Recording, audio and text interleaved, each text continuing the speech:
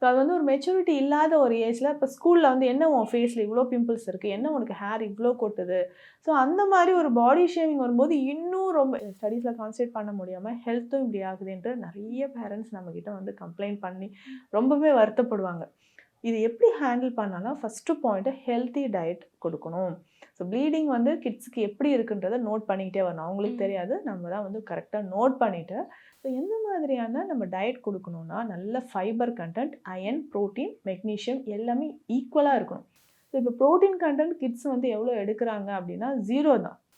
யாருமே அந்த அளவுக்கு இப்போ காலையில் வெறும் மில்க்கோ ஏதாவது ஒரு மில்க் ஷேக் கொடுத்து அனுப்பிச்சிடுறேன், காலையில் என் பொண்ணு சாப்பிட மாட்டா, அதுக்கப்புறம் லஞ்ச் தான் டைரெக்டாக சாப்பிட்றாங்க. ஸோ அந்த மாதிரி பிரேக்ஃபாஸ்ட் ஸ்கிப் பண்ணுறதை அவாய்ட் பண்ணிவிட்டு ஃப்ரூட்ஸ் அண்ட் வெஜிடபிள்ஸ் டெய்லி வந்து கண்டிப்பாக அவங்க ஃபுட்டு எடுக்கிறாங்களோ இல்லையோ ஃப்ரூட் ஜூஸஸில் மாதுளையும் செவ்வாழையும் கண்டிப்பாக இருக்கும்.